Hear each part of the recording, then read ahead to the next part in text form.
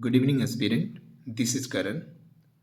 और आज हम लोग पढ़ेंगे ब्रिटिश के बारे में। How British came to India या फिर how the English came to India. सबसे पहले जैसे कि आप लोग जानते हैं कि ब्रिटिश जो इंडिया में आया as a traders, East India company के रूप में आया।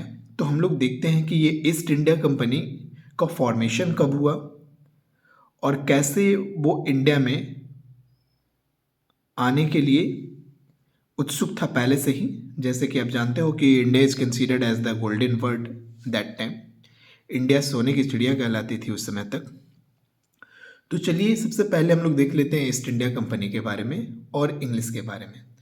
तो ऑन 31 दिसंबर 1600 यानी 31 दिसंबर 1600 ईस्वी को क्वीन एलिजाबेथ जो हैं, क्वीन एलिजाबेथ प्रथम यानी क्वीन एलिजाबेथ फर्स्ट एक रॉयल चार्टर ग्रांट करते हैं, एक रॉयल चार्टर इशूड करते हैं।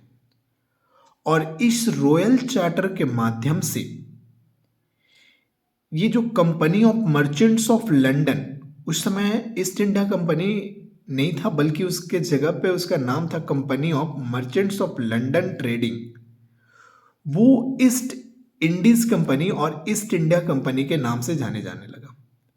तो अभी मैंने बताया कि ऑन 31 दिसंबर 1600 क्वीन एलिजाबेथ ने एक रॉयल चार्टर इशूड किया और इसके तहत ईस्ट इंडिया कंपनी को ट्रेड मोनोपोली मिल जाता है कि अब वो ईस्ट इंडिया कंपनी जो है ईस्ट कंट्रीज में ट्रेड कर सकता है।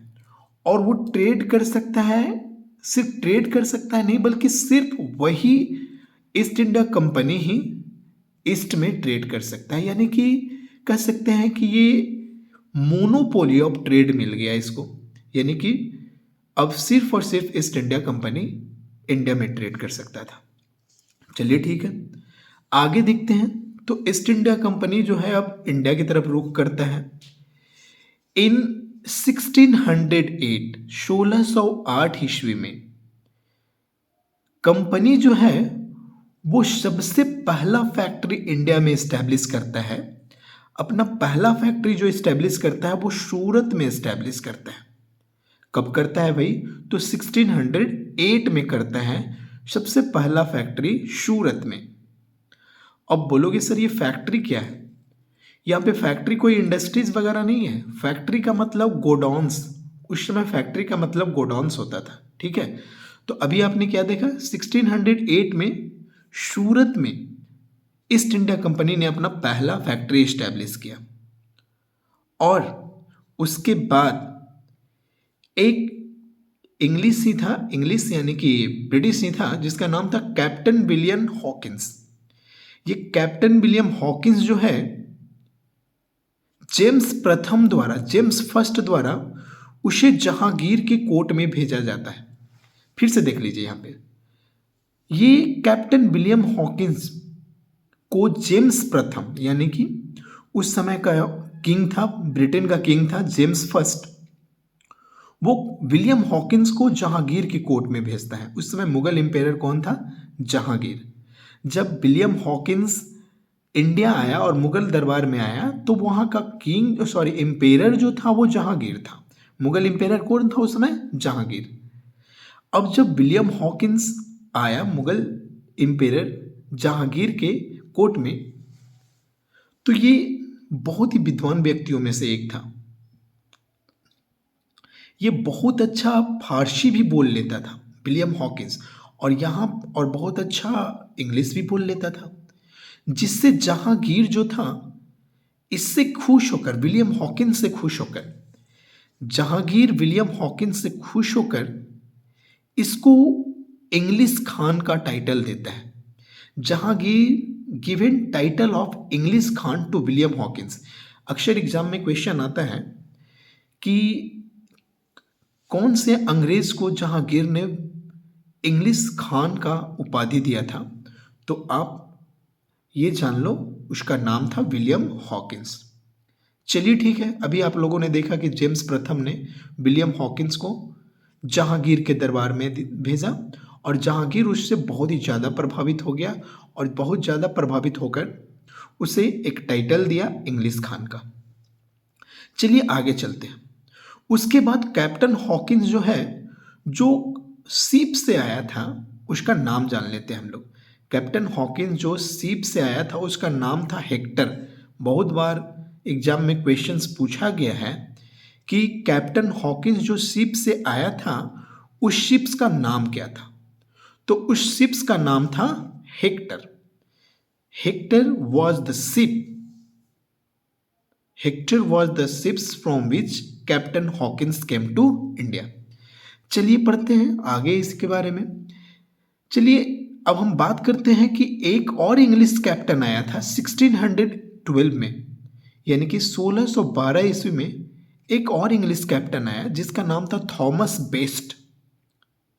थॉमस बेस्ट वो 1612 में आया था और जिस जहाज से आया था उसका नाम था ड्रैगन। ये इंपॉर्टेंट है, जहाज का नाम इंपॉर्टेंट है।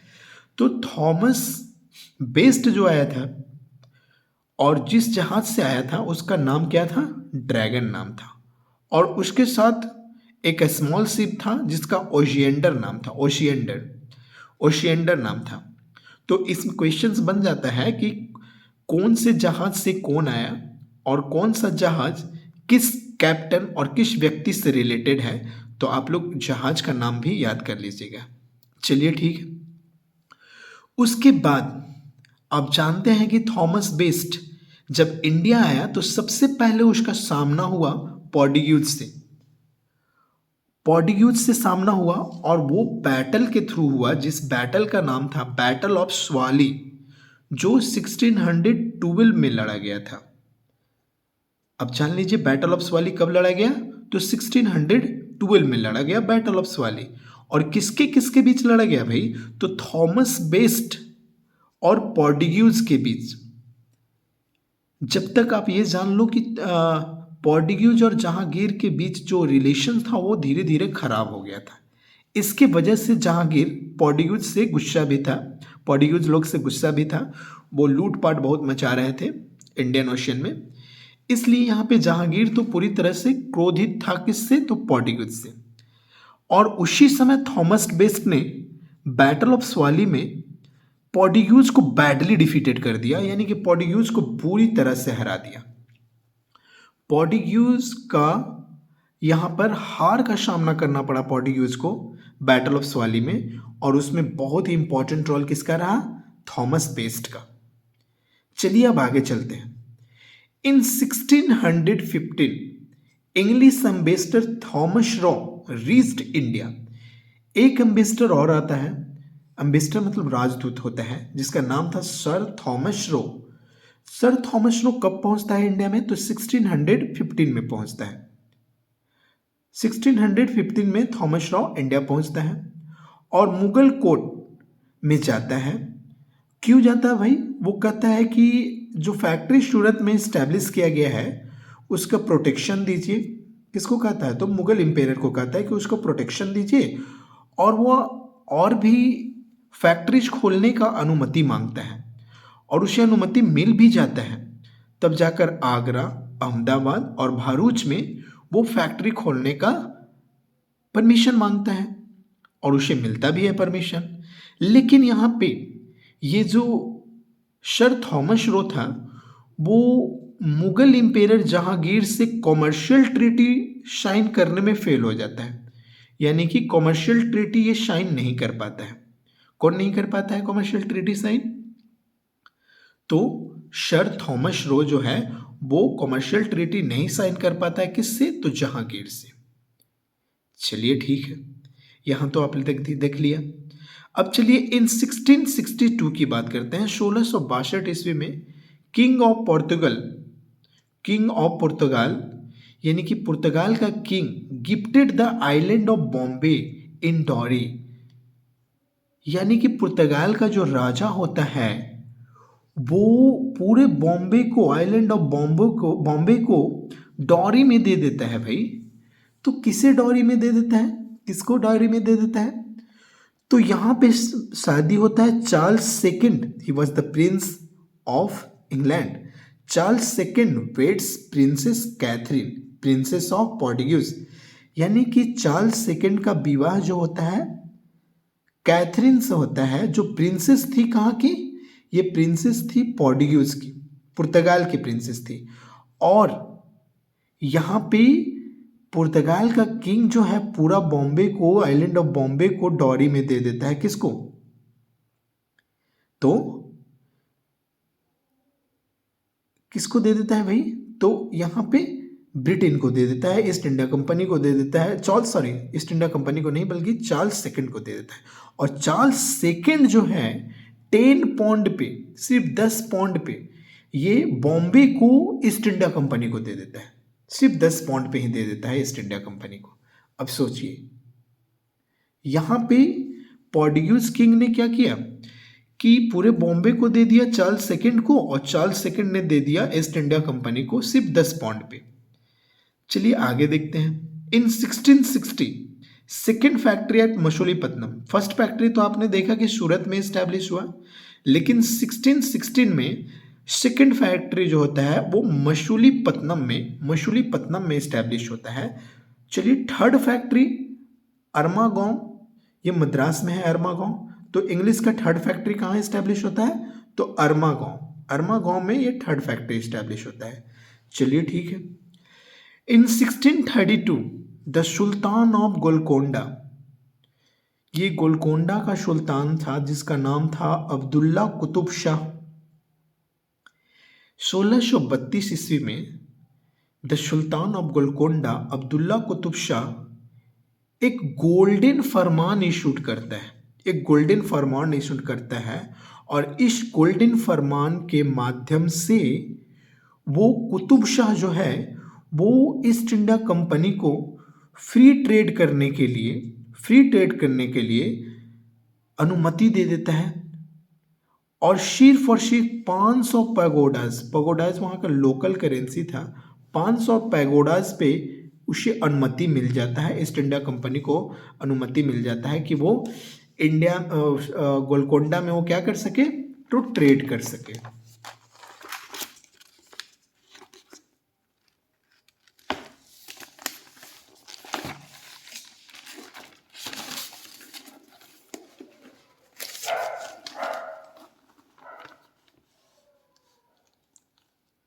चलिए अब 1633 की बात करते हैं हम लोग, 1633 की बात करते हैं। The company establish a factory at Haripura, Balasore, और which was first in eastern India. तो यहाँ पे क्वेश्चन आ सकता है आपको कि बताइए कि सबसे पहले ईस्ट इंडिया में कहाँ पे फैक्ट्री इस्टेब्लिश हुआ। तो सबसे पहले ईस्ट इंडिया में ब्रिटिश द्वारा हरिपुरा और बालाशोर में फैक्ट्री इस्टेब्लिश होता है। इन 1639 ईस्वी में the local king gave Madras on lease. 1639 में क्या होता है कि लोकल किंग जो था वो ईस्ट इंडिया कंपनी को मद्रास को लीज पे दे देता है। कब दे देता है भाई, तो 1639 ईस्वी में। चलिए ठीक है। उसके बाद 1667 में आइए। 1667 में क्या होता है कि औरंगजेब, जो अभी तक पूरी तरह से कट्टर दुश्मन था औरंगजेब ब्रिटिश का, उसने भी एक फरमान जारी करता है, और इसके तहत ब्रिटिश को अनुमति दे देता है बंगाल में ट्रेड करने के लिए। ब्रिटिश को अनुमति मिल जाता है बंगाल में क्या करने के लिए, ट्रेड करने के लिए। चलिए अब 1669 में देखते हैं क्या हुआ।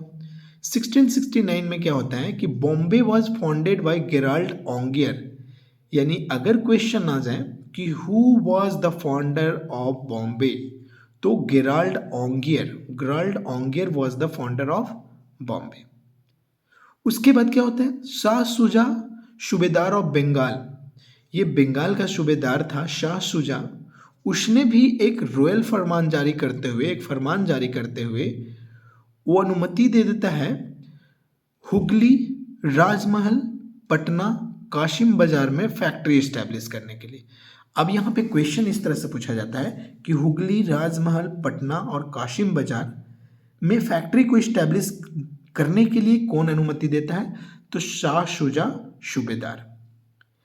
अब आगे चलते हैं। उसके बाद अब क्या था कि कंपनी खुद से फरमान जारी करना स्टार्ट कर दिया। पहले तो वो मुगल एम्पायर और वहाँ के लोकल किंग फरमान जारी करते थे, लेकिन अब कंपनी जो था खुद से फरमान जारी कर दिया। और खुद से फरमान जारी करने के बाद वो अब पूरी तरह से फोर्टिफाइड करना शुरू कर दिया। पहले फैक्ट्रीज बिल्डिंग करता था, लेकिन अब पूरी तरह से वहाँ फोर्टिफाई करना शुरू कर दिया, किला बंदी शुरू कर दिया। और इसके वजह से क्या हुआ, मुगल और इंग्लिश के बीच जो रिलेशन था, मुगल और इंग्लिश के बीच रिलेशन था, वो खराब होना शुरू हो गया। और उससे गुस्सा होकर औरंगजेब जो है वो हुगली को वापस ले लिया। अब बोला कि तुम लोग ट्रेड नहीं करोगे हुगली में। किसने? औरंगजेब ने वापस ले लिया पूरी तरह से। कब जी? तो 1686 ईस्वी में औरंगजेब ने हुगली को वापस ले लिया और अंग्रेजों को बहुत बुरा भला सुनाया। चलिए अब चलते हैं आगे। जॉब चॉर्नॉक, इसका नाम तो जानते ही होंगे, ये he is considered as the founder of Kolkata. याद कर लीजिए आप। जॉब चॉर्नॉक जो है वो कलकत्ता का फाउंडर कहलाता है। तो जॉब चॉर्नॉक यहाँ पे मुगल और ब्रिटिश के रिलेशंस को सुधारने की कोशिश किया। और सूतानूती एक जगह है बंगाल में, सूतानूती को वापस मुगल को लौटा दिया। चलिए ठीक है, यहाँ तो सुधारने की कोशिश किया, लेकिन इन 1698 the English succeeded in getting the जिम्मेदारी ऑफ 3 विलेजेस, सूतानूती, गोविंदपुर एंड कालीकता। देखिए यहाँ पे देख लीजिए, सूतानूती, गोविंदपुर और कालीकता, ये तीनों मिलकर, सूतानाती, गोविंदपुर और कालीकता, ये तीनों मिलकर जो है कलकत्ता का निर्माण होता है। यहाँ पे ये 3 जिम्मेदारी विलेजेस मिलता है इंग्लिश को, और यही 3 विलेज मिलकर आगे चलकर कलकत्ता का निर्माण होता है। तो ये सूतानदी, गोविंदपुर और कालीकता किसको मिल जाता है जिम्मेदारी? तो ये ब्रिटिश को मिल जाता है। कितने रुपये में? तो 1200 रुपये में। 1200 रुपये में ये मिल जाता है उसे जिम्मेदारी सिस्टम। अब चलिए, इन 1600 फोर्ट विलियम वॉज इस्टेब्लिश्ड। 1700 ईस्वी में फोर्ट विलियम इस्टेब्लिश्ड होता है। और आप जानते हैं कि ये फोर्ट विलियम इंग्लिश का कैपिटल के रूप में, यानी कि कैपिटल ऑफ इंग्लिश के रूप में 1911 तक रहता है। और उसके बाद आप जानते हैं कि 1911 में वो कलकत्ता से दिल्ली ट्रांसफ़र कर दिया जाता है कैपिटल को। चलिए आगे सुनिए। इन 1617